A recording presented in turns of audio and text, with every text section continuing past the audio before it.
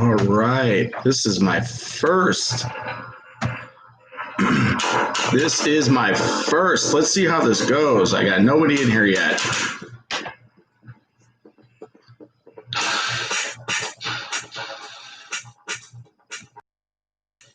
Oh, that's the mic. That's the forward button.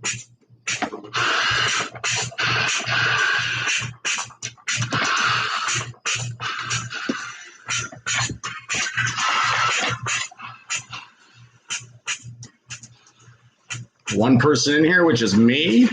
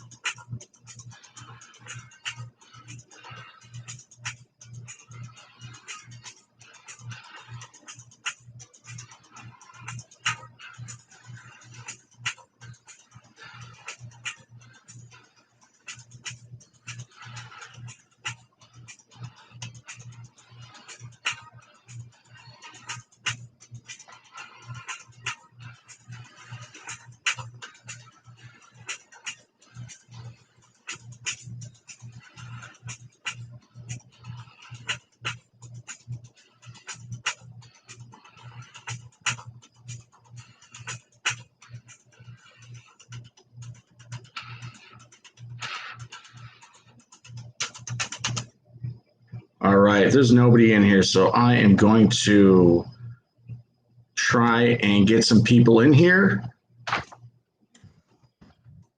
before I start.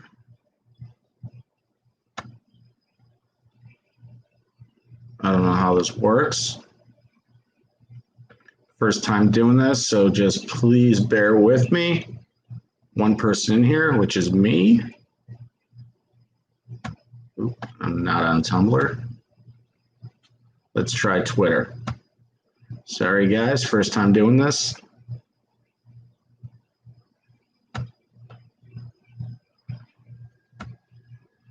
I say guys, I mean everybody. It's not a gender thing. That's how I talk.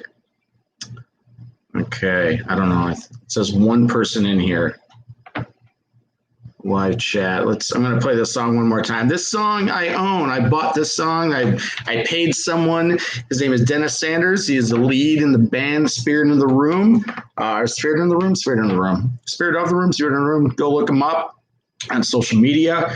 They sell really cool t-shirts that say dog hair don't care.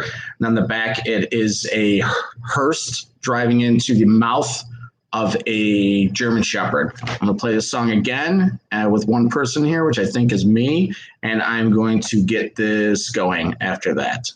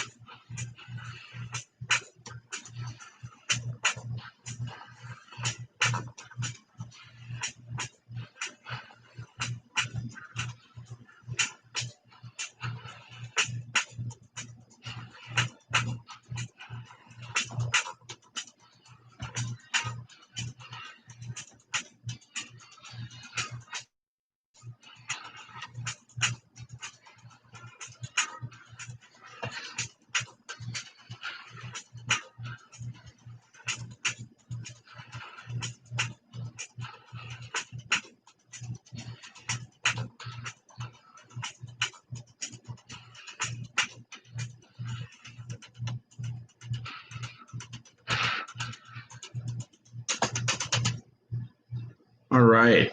There is one person in this live chat, and it is me. I was expecting to have some more people. Maybe I'm going to go Facebook Live. Maybe I'll end this, go Facebook Live. I don't know. I'm trying to get some more people in here. I'm not sure how well the YouTube algorithm works on Facebook, Twitter, and Instagram. But with 2 people in here, one of them being me. Oh, we got 3 people. Now we got a party. 3 people's a party. I like this. Yeah, this is my first YouTube stream. YouTube video stream, whatever. I'm going to slowly start migrating over to this. This format, just because for whatever reason, I think I can reach more people this way instead of Facebook. I don't know how the copyright stuff works with music, but that song, I paid someone to create that song, so I technically own that song. So if YouTube comes at me one day, I will show them the rights or whatever I need to do. I don't know what I need to do legally. But right now I need to stop picking my nose on screen. And I'm basically, I don't know how long this is going to be because like I said, it's new. And I'm going to talk a bit about something I have not been talking about at all today because I'm trying to keep it together to get through this. I guess this is a stream or a podcast. I don't know what it's called. This thing. My brother, Jeffrey Matthew Keveloh, passed away a year ago today. He died of a drug overdose, which was from a relapse.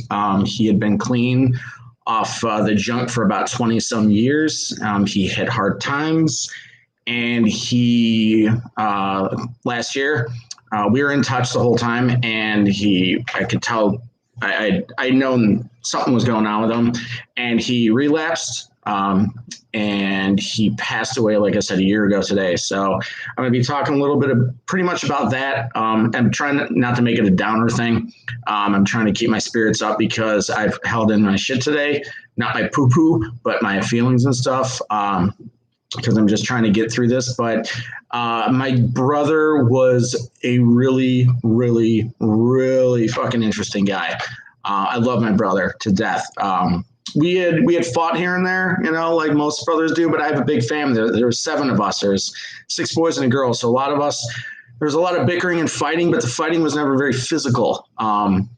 So we, he was the brother above me. I'm number 5. He was number 4. And he taught me a lot of shit. It taught me how to play sports. I became a jock after that. I got really good at sports, and then I quit after I fucked my hand up in high school. He was a good brother, but he had problems. He had demons. He had issues. He escaped to that world very young and didn't get out of it for a long time. I openly want to talk about this because I hope this reaches people that might need it, might need the help. But he was an addict pretty much his entire life. He started using at a young age, and he went on and had his more than fair share of issues with stuff, as do a lot of us. Not all of us are clean, Even the people that think they're clean, probably not that clean. They're clean because they're not doing the shit. They're not doing the junk. They're not doing the yucky stuff that nobody wants to talk about or nobody wants to look at. They're doing other stuff. Maybe they're enabling the behavior. Maybe they're shitting on somebody that they could help. You see these homeless people here in LA, one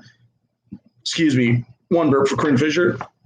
You see these homeless people, and to me, I used to get mad and upset, and it was a reflection of me not being able to do anything for them. The best I can do is give them food or money. I'm not going to give them money. I don't give people money anymore. I've given people money, and I've been burned, and I've taken money, and I've burned people. So it was when I used to drink a lot. I've learned my lesson, and it was. It's the people that you can. We all make choices for ourselves. We all choose our own path. We all make choices, whether they're right or wrong. The thing is, if you don't have people around you that are actually a positive influence and helping you become better people, you're going to continue to make these shitty choices. Like, you can push someone into a place where they don't want to be. You can allow yourself to do that as an addict or not an addict. I don't know. I don't fucking coin people, addict or non-addict, whatever. but you can allow people to push you and persuade you into being in a really dark and awful place. People do that all the time. There's people that push people so far over the edge that they do stupid shit. They hurt themselves, knowingly or unknowingly. I was like that when I moved out here about 5.5 years ago. I was using a lot. I was drinking a lot, but not as much as I drank in Chicago. Now, the people that know me, because there's like no one in this, I'm basically talking to myself and probably one person. I know who it is, so I'll see in about an hour. People that know me from my old bar days in Chicago and the suburbs know me as a party boy. I used to fucking get wild. I get crazy. I was in Vegas all the time, and people love to see that because I always outdid everyone because it just became that way. I was always out there. But when I moved here, I drank my fair share, but I didn't drink as much as I did in Chicago and Illinois. Like, it was different. Like, that's all I did. When I moved here, I started doing coke, and that's not good. I only did it for 3 years. I've talked about this in the past. I did it for 3 lousy years. Like, it was like the longest relationship I've had. Like, most girls I've dated for a year or under. So the longest relationship I had would be technically alcohol, because that was far worse than coke. But I'm telling you, it was the places you go when you're on shit mentally, you don't think right ever, including alcohol. Weed's different. I used to fuck with weed. I started doing weed smoking when I was about 31. I quit when I quit everything else. I got no problems with weed. I think weed's great. However, you can get addicted to it. You can get addicted to anything. Quit saying that it's not addictive, and don't compare weed to alcohol. I hate when people do that. It's a totally different substance. Don't do that. There are people that can handle their alcohol, and there's people that can't. There's people that can handle their weed, and there's people that can't. I got started smoking weed, like I said, like I was like 31, pushing 32, I think. And I never was able to handle my weed that well. I've seen people smoke a ton of weed and do normal shit, like shop and like shovel the driveway and drive a car and like throw a ball. I smoked weed and I sat on a couch or a lazy boy. I couldn't fucking get up. I was fucking Stony Baloney, and I was 86. I was done for the night. I was Sycamore Tavern, 86. Goodbye, no mas, gone. New chapter, move on. That's where I was when I'd smoke. Occasionally I could stay. I like take a little hit, then I go out and do stuff. But when I was getting stoned, I did not want to be around people. I don't do anything like that. So I can see where that kind of that stuff and that behavior can take you down a nasty road. So, but yeah, I want to, like I said, I want to talk more about him and his stuff and kind of connect it around to some other things. He was a good dude. He really was. He had problems. He had shit going on. We had a rough upbringing. I don't place blame on anybody or anything, because I don't believe that people are essentially, it's not like someone in that position that went through that and that dealt with that does not, was not right. When you start using at a young age, they say that your maturity level kind of stops at that age that you start using. And he never grew out of that. He never grew past a certain age. I always felt like he was a teenager, even when he was in his 30s and 40s. And he never really got to that next step. And I think that had a lot to do with his heavy drug use at a young age. And he just never grasped the concept of doing certain things. Like I would tell people, 2 burps. I would tell people like he would cook up a storm of food. He was a crazy cook.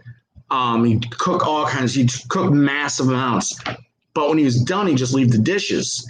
Like that was something I always got annoyed with. But I realized like he just didn't know that you're supposed to clean up the dishes too. Like especially when you're the only one around. Like you got to do that. Like sometimes I come home after like a weekend of work where I'm just basically not home. I'm staying at my friend's couch in Four Lakes or something because I got a clopen and all that shit. And then I'm like, I wake up and I'm like, I come home after 3 or 4 days of working and he's not cleaned up anything. So I don't want to speak ill of him because he is gone. I want to speak more highly of the stuff that we did. he wanted to get better and be a better person, and he didn't allow himself to be the best person he could. That was the last email exchange we had. He had emailed me last year. There was some stuff that was going on in my family. He emailed me. I told him I love him. I'm not mad at him. And I just said, I just want you to be the best version of yourself you can be. Because I was projecting what I wanted out of myself onto him.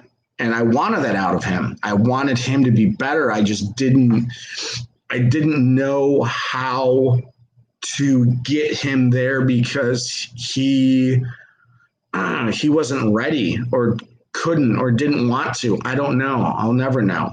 He's gone. I'll never know. It's just something I have to accept and live with. But that's really what I wanted. And I that's what I told him. And then I saw him, a few months later, excuse me. I saw him a few months later, and we talked, and it was cool. But I knew that I could tell he was using. His body changed. He lost a lot of weight, but I wasn't mad at him, and I wish he would have known that. I wish he would have known that I actually wasn't mad. I was concerned and I was worried. I just did not know how bad things were because he was scared to tell me. Because he was scared to talk about it because he got into a place in his head, I'm sure, that got really bad. And he didn't have the right people around him to get him help or get him to a better place. And I don't feel any blame for that at all. I don't take any blame. That was not my position, but he was just not in the right place. And it didn't, sorry. And it sucks. But I when I saw him the last time, we hugged, and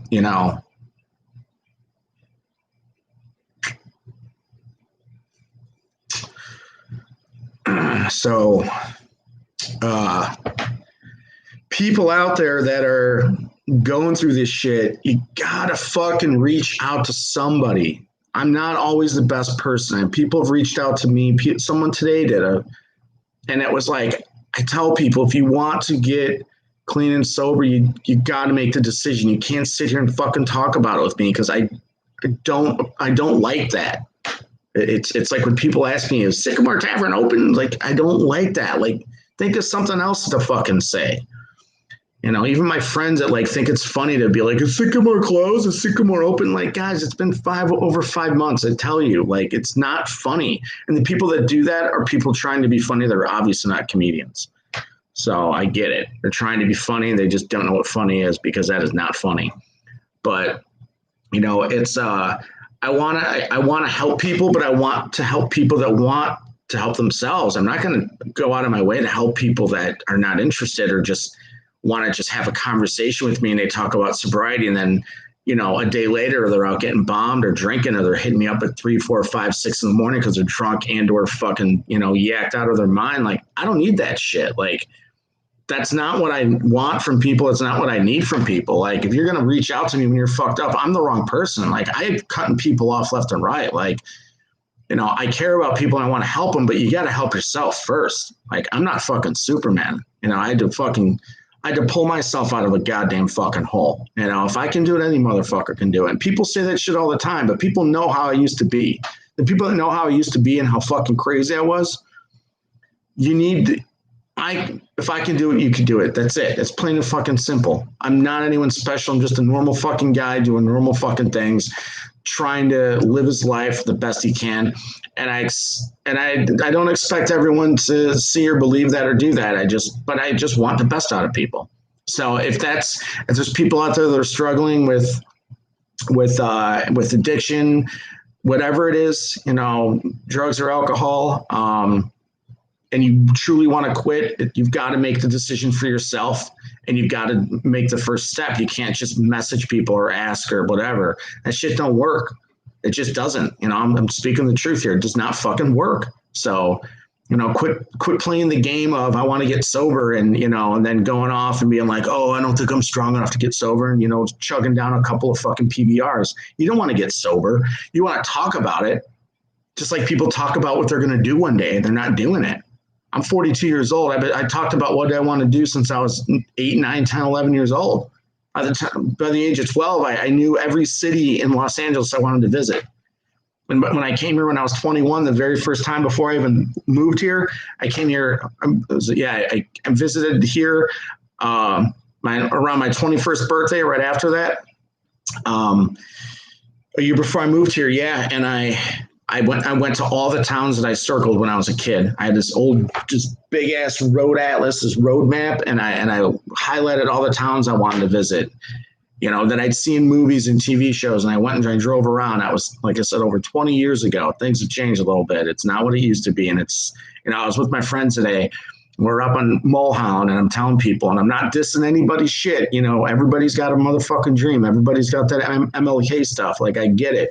But I was up on that mountain, or up on the, the hill or whatever, the canyon, and we're up there, and it was beautiful, and there's no problems. There's just, not a lot of litter, but it's like a touristy area, Mulholland Drive and stuff like that. And honestly, like, I was like, this is what people move here for. This is what people see on TV and movies and commercials and read about and hear about. And this is what singers and rappers and artists talk about, is driving through Mulholland and, all these cool, and that's like that cool, yeah, man, we're fucking here, and going to Malibu, and But the reality is Sunset and La Brea.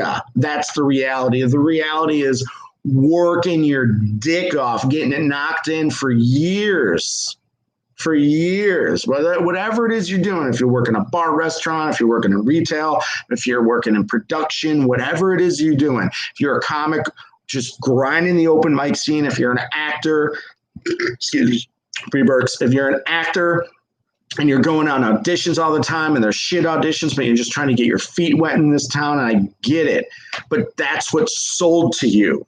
What's sold to you is the dream with the Hollywood sign and those cool movies, those cool rom-coms, those cool straight to Hulu now or straight to video or whatever. The swingers. My thing was swingers. I'm an old fuck.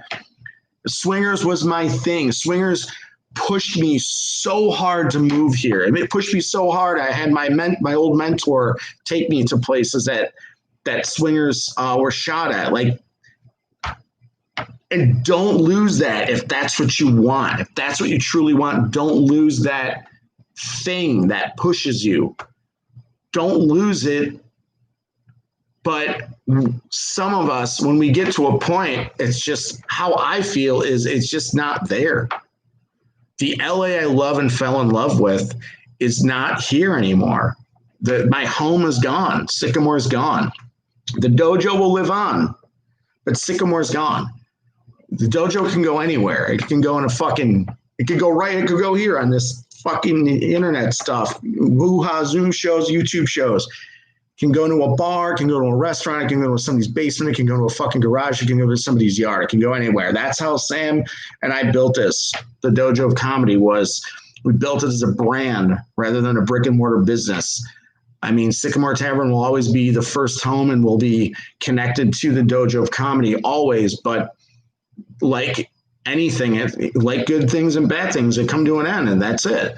So, rounding back to what I was talking about earlier about my brother, he was just a good dude, like, but he had so many problems that he let get to him, and it was so hard. And how I am now in my life, I wish to God I could transplant how I think of things and how I see things and go back. Not saying that I could have saved them, and it's not that.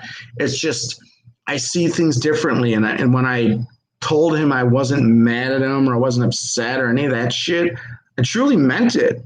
Like, I wasn't like saying it just so he didn't, feel bad or any of that. I meant it. I was just sincere. Like, I know I say a lot of crazy shit on these things, but I was sincere. I really wanted him to be the best version of himself that he could be. And he wasn't there. It was too hard for him. And And I don't know what was going on through his head at those times, but excuse me, I've been low. I've been in some dark places when I was doing coke and stuff, not necessarily drinking. But when I was doing coke, because I took a lot of things out on myself that had happened to me and were happening to me at the time. Especially when I first moved here, and I'm one of those people that would rather self-implode and hurt myself than hurt other people. I don't want to go out and hurt other people.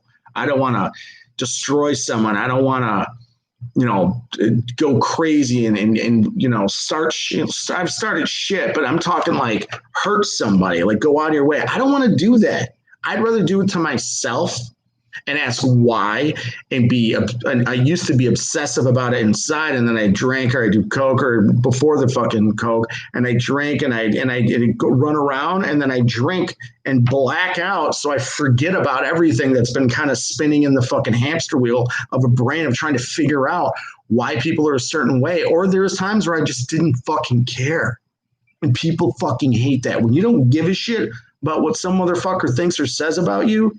They get some of those, because that's what they're looking for, is that attention. They're stabbing you, looking for that wound to open up and see you bleed, because it makes them feel better, because deep down inside they feel like goddamn dog shit. And then they're going and going and going. And if that sort of hate doesn't get through your shield, so to speak, those fuckers, they eventually stop and they move on.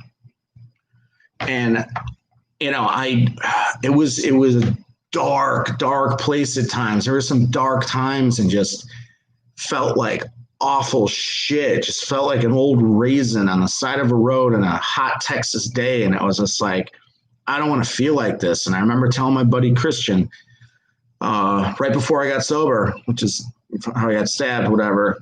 And I told him all the time. He dropped me off on the weekend, and I'm just like, I don't like what I'm doing. He goes, you got to. He was cool, but he was like, you want to stop, you got to stop. Like, he's just telling me, and he's like, and if, it finally clicked, and it finally happened. And, so, but, it was, I had this, it's funny, because I had this Tool released their album, a year ago, I think yesterday or today, I can't remember, or tomorrow. I don't know. It was a year ago, right around this time. Tool released their album, Fear Inoculum. And I plan on having a listening party at the dojo upstairs. And I had it, and only like 5 or 6, 7 people showed up. And it was actually really cool. And I played the whole album upstairs, and I just had people listen. And that was the day, so I think it was the 29th. That was the day I found out my brother passed. And it was, the goal was the weirdest thing about this whole thing is when my brother passed a year ago today, and I had already booked a plane ticket to go back to see my dad, because my dad had been sick. My dad died a few months later. He died on November 22nd. So I had already planned on coming into town. It was already scheduled. I had the time off requests and everything. So I'm already going to be in town for his funeral. And it was like the last thing he did for me was look out for me by dying the week I'm going to be in town. So I didn't have to spend the outrageous price on airfare when you're trying to book something last minute. So he did look out for me, the last thing he did. But he died on the day that Tool was released. So that was, and I had in my head plans to talk to him, like really talk to him, because it's different when you talk to people, and it's versus talking to people. Hey, how's it going? Oh, you good? You good? You good, man? You good? Yeah, like a bartender or a server or whatever. You good? Yeah, you can't. That's how people talk to each other. My plan was to talk to him, go out with him, be like, what's going on, dude? You got to be straight with me. Like, I've been through this shit. Not as much as you, but I've been through this. What's really going on? What are you hiding from? What are you trying to escape? And I didn't get to have that conversation. I don't think I've been through this. My cousin OD'd like 17 years ago and didn't make it. I blame myself for years. That just destroyed me. Then I finally got past it and realized it's not about me. and I made it about me, and it's about him and his life, his choices, his demons, all those things that people say it's true. And this time around, I felt the same way. I was like, this was about his choices, his life, what he was going through. That's not about me. Some people go through the same shit and they just deal with things differently. It's just how people are made up. It's how people are created. The way people handle adversity is different. Not everyone's the same. I got a big family. Still, I think that's 4 burps. I got a big family. Like we all deal with shit differently. We all deal with shit the same way. I don't deal with stuff how I used to deal with it. After getting sober, I was in a restaurant when my dad died, I think it was. My buddy and I went out to a restaurant. I bawled. I just sat there and cried in the restaurant. I didn't care. Just don't fucking care. I think it takes a strong person to be able to accept every emotion and let it out correctly, and to control it. And those are the strongest people. The strongest people aren't the ones that are like, I don't cry. I don't show my emotion. Those people aren't strong. Those people are weak because they can't connect with that part of their emotion. Those people to me are weak. Or scared, not just weak. I don't want to diss people, but scared. It's one thing if you're an emotional fucking time bomb. I dated girls like that, mostly fucking Pisces, okay? I'm going to be honest. And if they see this, it's the fucking truth. Get over it. Don't send me a fucking hate message or hate text. Get over it. You fucking cried too much. But that's just, if you can be in touch with your fucking emotions and control it correctly, that's fucking strength. And it takes a lot to get there. And I realized it wasn't, I didn't realize, I knew it was his shit. And it just sucks. There's a lot of circumstances around what happened to him with people he was with and all that kind of echo from his past. And it's very difficult and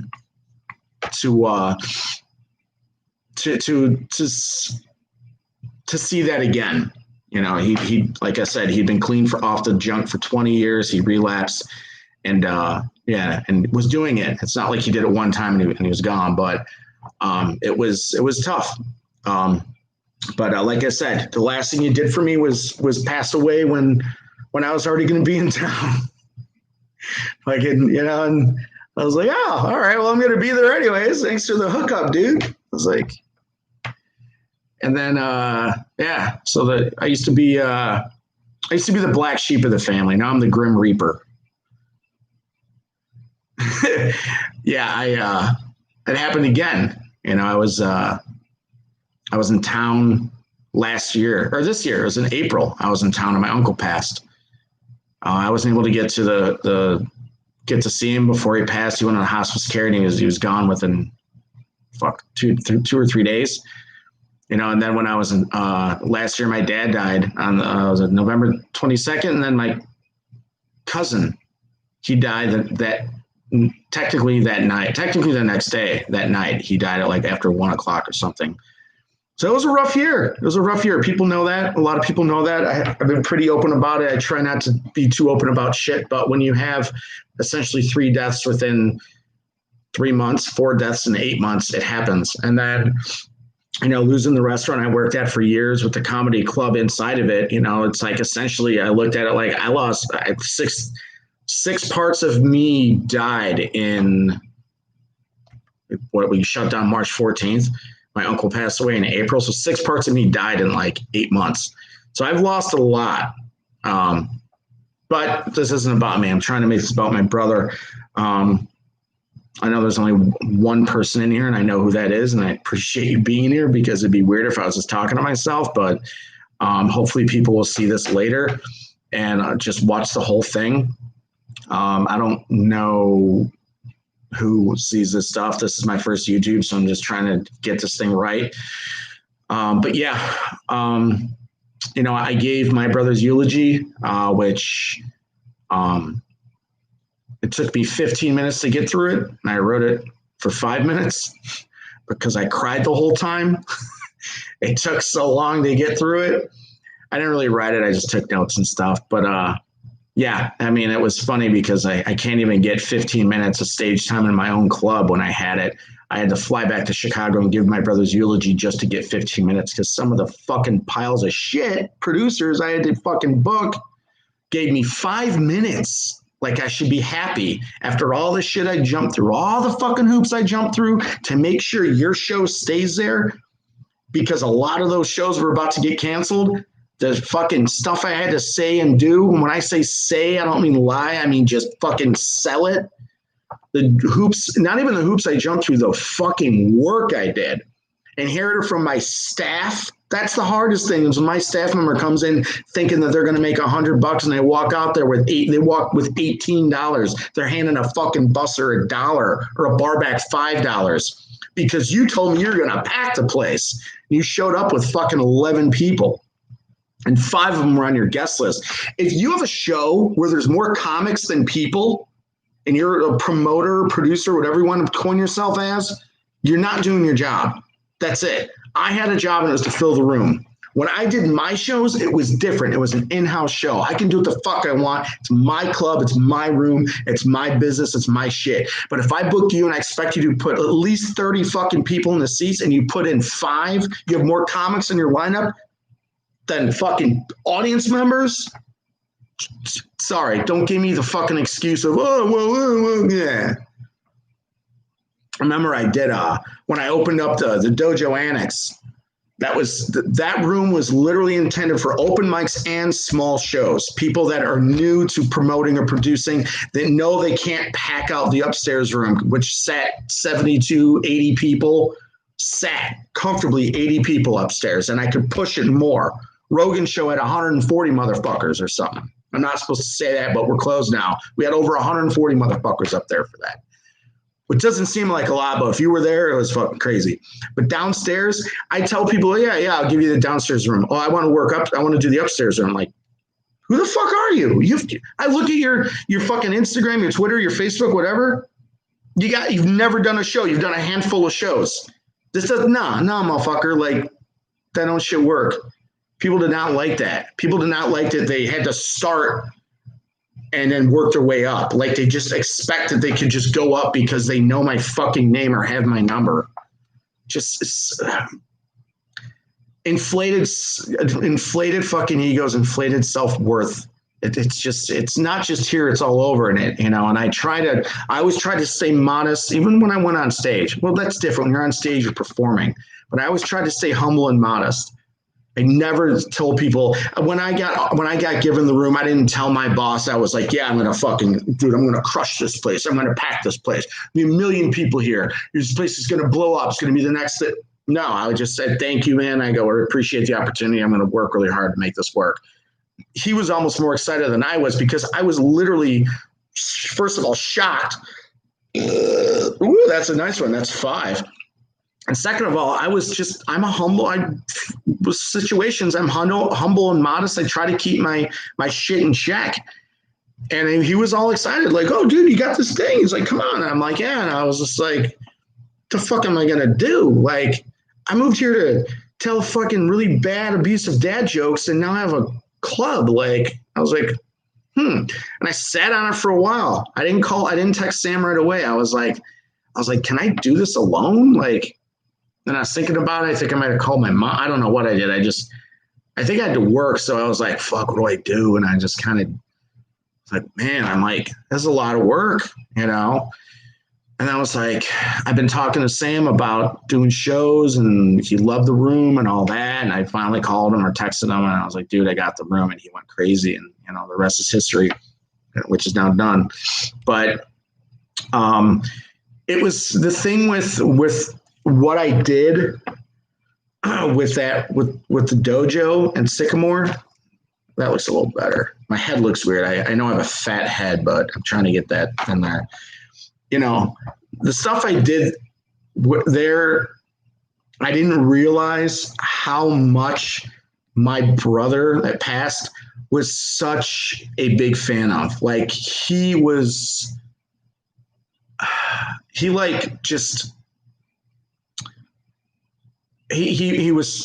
proud of me, but he didn't know how to say that. We had a father that didn't do that. My dad was an old German, born and raised in Germany during a fucking war. My dad didn't have the like American dad way of talking to people or raising, a family. He had a much more old school way of doing things, old European way. So a lot of my family have that kind of like tendency to not be overly excited about stuff because my dad didn't like that. Like, I think my dad didn't like excitement and loud noises and disruption because it reminded him of the war, because he grew up in a farm town in Germany near the French border, Ham, Germany, and it got flattened, and he went through a fucking war for years, in and out of a hospital and stuff. And I think loud noises, all of it fucking freaked him out. Even kids yelling and screaming. He hated it, door slamming. He had a big problem with. But, my brother would send me weird memes and like Photoshop stuff and videos and of like this, just like this weird shit that I understood, but he was such a weird dude that I got it, like years ago when we'd party and stuff, just drink and sit in the basement and drink, or out, he would get into these characters he'd make up in his head, and he'd get into them, and he'd get so deep into them, and I was like, what is he fucking doing?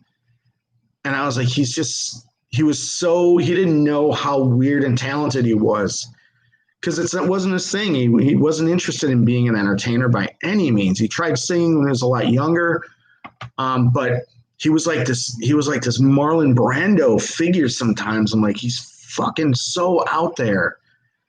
And it was just that he saw all this shit I was doing, and it was, excuse me, it was really, I look back and it was really cool, because he was so excited with what I did, excuse me, that he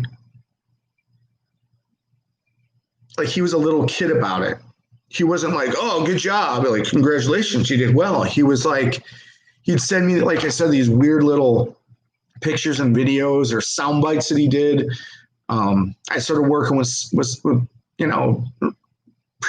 successful people, celebrities, whatever, and I'd send him pictures. I'd always take a picture with certain people that he loved and text it to him. So, yeah, man, that was cool. But yeah. So when I was up at the Grand Canyon, I had, I could feel him. He was right there. I could feel him right next to me. I could see him too. It was weird. I could like literally feel him. Never experienced anything like that. So, guys, I'm going to end this. Yeah. Sorry, I can't really get through this right now. So I'm just going to end this, folks. Out music. I appreciate the one person here and the few people that dropped in. I don't know how this works.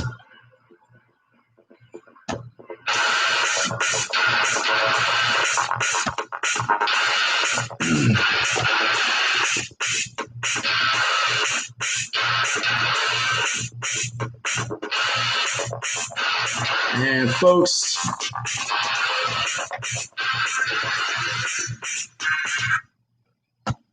thank you. That's my time. Sorry I ended abruptly, but I kind of just got to stop. So I'm trying to get through this and just get a little emotional and don't want to cry on a YouTube video because that's fucking weird. So I'm going to end this now. I appreciate anybody that's watching this or will watch this in the future. This is how I'm going to be doing my live videos now, is on this format, or was it, what do you call it, platform on YouTube. So thank everyone. Go fuck yourselves. Trey out.